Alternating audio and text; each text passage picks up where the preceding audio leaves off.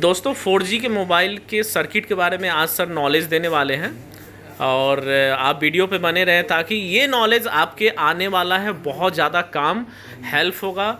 वैसे विस्तार के लिए हमारे पास कोर्स है, ज्वाइन कर सकते हैं। एमसैप कोर्स है और एक बेसिक टू एडवांस भी है। दो तरह के कोर्स है मोबाइल में और लैपटॉप का कोर्स है, एक LCD LED TV का कोर्स है। खैर अभी क्लास शुरू करते हैं सर, स्टार्ट करिए। जी सर, हम बताना चाहते हैं बहुत से टेक्नीशियन का क्या होता है सर, सबसे बड़े यही होता है कि वो खाली प्राइमरी और सेकेंडरी को ही मानते हैं। प्राइमरी सप्लाई है, सेकेंडरी सप्लाई है, जिस वजह से कि उसका सर्किट उसको समझ में नहीं आता है। तो हम सर एक कोशिश करते हैं उसको इजी मेथड में समझाने का कि वो कैसे 4G सर्किट को समझेगा, कैसे उसको कौन सा IC किस IC से कनेक्ट होता है। एक हम उसमें डेमो समझाने का कोशिश करते हैं सर, तो काफ़ी टेक्नीशियन को उसमें मदद मिलने वाला है। ये हम बैटरी कनेक्टर सर पहले ड्रॉ कर रहे हैं। ये माइनस का हो गया, ये प्लस वाला सप्लाई हो गया। ये सबसे पहले एक IC में जाते हैं जिसका नाम है DC to DC। ये मार्केट में सर 2-3 नाम से आ रहे हैं अभी। ये वाली IC, इसकी जो फुल डिटेल में हम बताते हैं। इसके बाद जो है सर यहाँ से 2 कनेक्शन निकलता है इसका।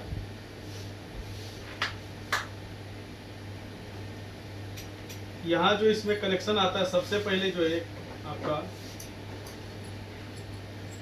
इसको हम बोलते हैं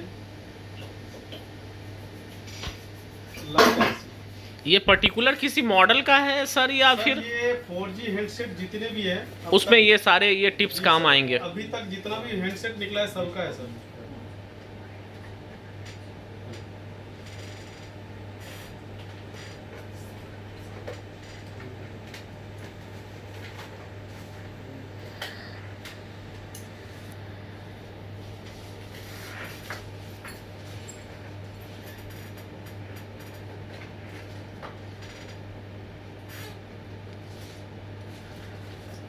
जो भी सर यहाँ पे कनेक्शन जाएंगे इसमें क्या होगा, एक एक यहाँ पे कैपेसिटर लगा हुआ मिलेगा। ये कैपेसिटर का संख्या सर ज़्यादा भी होता है, कम भी होता है। हम फिलहाल एक बना रहे हैं यहाँ पे।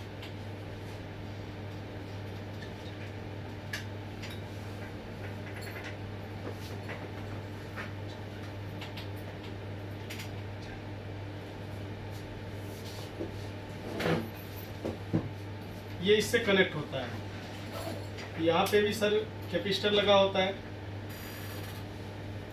ये सारे कैपेसिटर जो है एक साइड से ग्राउंड रहते हैं।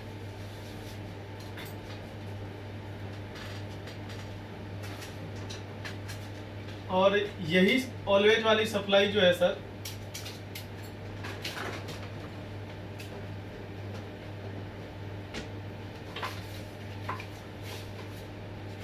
PMIC को मिलता है, जो इस पे सीरीज में 3 कंपोनेंट, 3 या फिर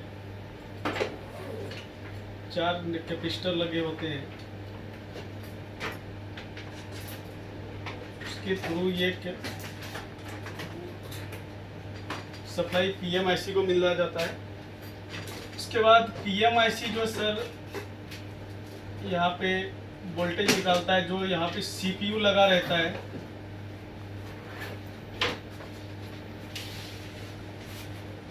CPU होता है, EMCP होता है। तो इसमें से सप्लाई जो है इसमें आता है और MMC को जाता है। अब सवाल सर ये भी पैदा होता है, जो आपका टच होता है और हैंड फ्री जैक होता है और आपका माइक होता है और जो भी ऑडियो सेक्शन होता है, स्पीकर होता है, सब आपका ये PMIC में ही कनेक्ट होता है। ये हम सप्लाई यहाँ पे लिख सकते हैं, जैसे कि कैमरा हो गया।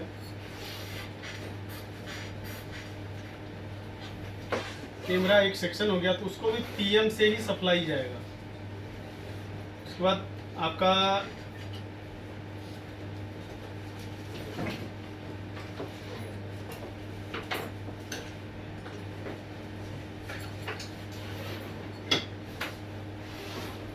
WTR होता है, ये भी सब PM से ही सप्लाई जाएगा। ये सबके पास आपको NPC मिलेंगे। ये आपको संख्या ज़्यादा भी होता है, कम भी होता है।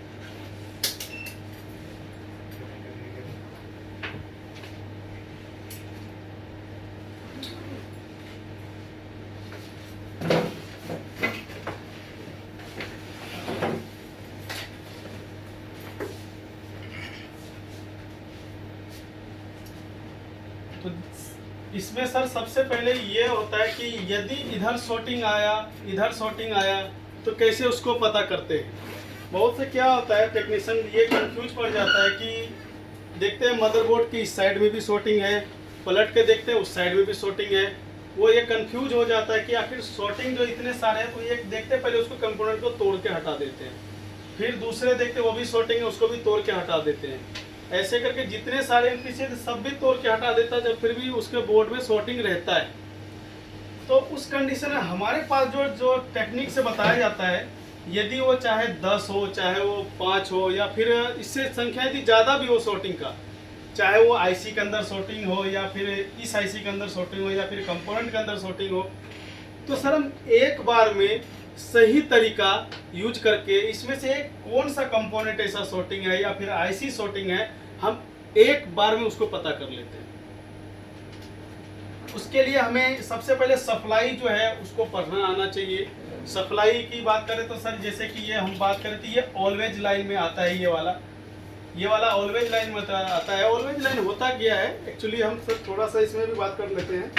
जैसे मोबाइल को हम बैटरी लगाते हैं बिना ऑन ऑफ स्विच दबाए, आपका इस सेक्शन में वोल्टेज आ जाएगा बैटरी के अकॉर्डिंग, वो ऑलवेज लाइन की सप्लाई होता है। और उस लाइन में यदि शॉर्टिंग हुआ, जैसे ही हम DC सप्लाई पे कनेक्ट करते हैं, वो क्या करेगा, जो उसका वोल्टेज और एम्पियर है वो ऑलरेडी उसको कम कर देगा।